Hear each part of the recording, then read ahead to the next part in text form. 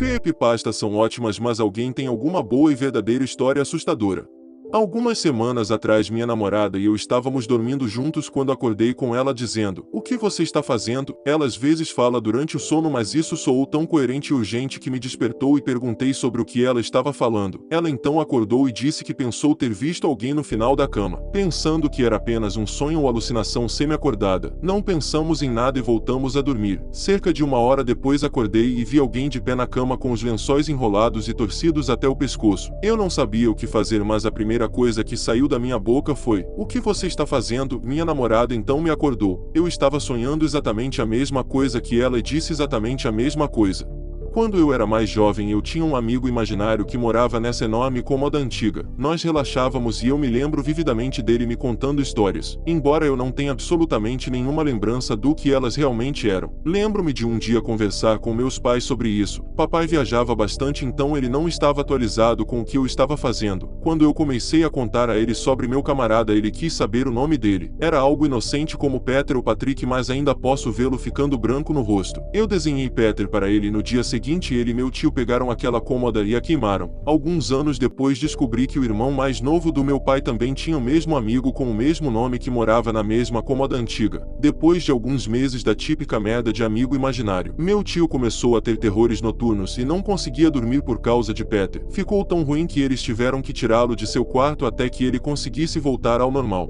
Isso aconteceu com uma amiga minha. Ela me contou sobre isso há 1 ano ou mais. Vamos chamá-la de Minji. Minji tem quase 20 anos e trabalha como professora de inglês na Coreia do Sul. Uma noite, alguns anos atrás, ela estava dando aulas particulares para um garoto do ensino médio. Eles estavam estudando bem tarde e os ônibus pararam de circular, estando muito longe de sua casa. O menino perguntou se poderia dormir no chão dela durante a noite e pegar o primeiro ônibus na manhã seguinte. Minji estava muito relutante porque convidar um estudante adolescente para passar a noite não parecia uma boa ideia, mas ele estava implorando e ela acabou cedendo. Eles voltaram para seu apartamento de um quarto e ela se deitou na cama enquanto ele estendeu um cobertor no chão e os dois adormeceram. Algumas horas depois, talvez às 2 da manhã, o garoto acorda Minji. "Estou com muita fome", diz ele. "Vamos comer alguma coisa." Minji abre os olhos e olha para ele incrédula. "Comida? Agora são 2 da manhã, volte para a cama." Mas o aluno insiste: "Não, estou com tanta fome, vamos comer alguma coisa agora." Ela diz a ele que há alguns ramen na cozinha e ele pode preparar um pouco. Isso não o satisfaz. Ele não quer ramen. Há um lugar 24 horas logo abaixo da estrada, vamos lá. Eventualmente, após vários minutos de persuasão, o garoto consegue que Minji vá com ele ao restaurante. Eles saem do apartamento e assim que estão na rua, o menino se vira para Minji e diz: "Não estou com fome. Acordei no meio da noite e olhei embaixo da sua cama. Tem um homem dormindo lá." Eles chamam a polícia e descobrem que um sem-teto estava morando no apartamento de Minji, dormindo debaixo da cama dela há mais de 2 meses. O menino só ouviu porque ele estava deitado no chão dela, então tinha uma visão clara debaixo da cama. A polícia prendeu o homem. Infelizmente não houve outros problemas, mas essa é de longe a coisa mais assustadora que já aconteceu com alguém que conheço.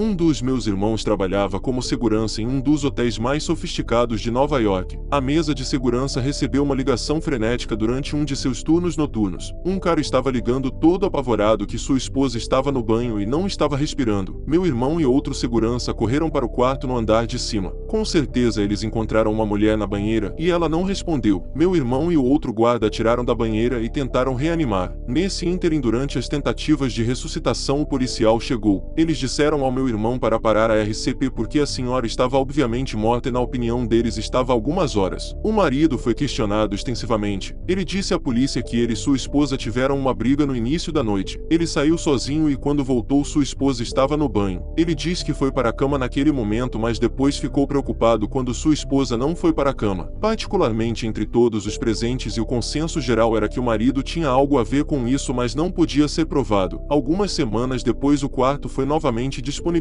aos hóspedes e, claro, o incidente não foi mencionado. Uma mulher que frequentemente se hospedava no hotel fez uma reserva para uma semana e foi designada para aquele quarto. Ela foi a primeira pessoa a ficar no quarto desde o incidente. Ela veio à recepção logo pela manhã muito chateada e com toda a sua bagagem a tiracolo. Ela disse que estava cancelando o resto de sua reserva e que nunca ficaria no hotel novamente. Ela disse que não dormiu a noite inteira e que o quarto estava assombrado. Ninguém no hotel havia mencionado a ela o que havia acontecido anteriormente no quarto. Enquanto meu irmão trabalhava lá, todos os hóspedes que ficaram no quarto ligaram sobre coisas estranhas e muitos pediram para ser transferidos para outro quarto.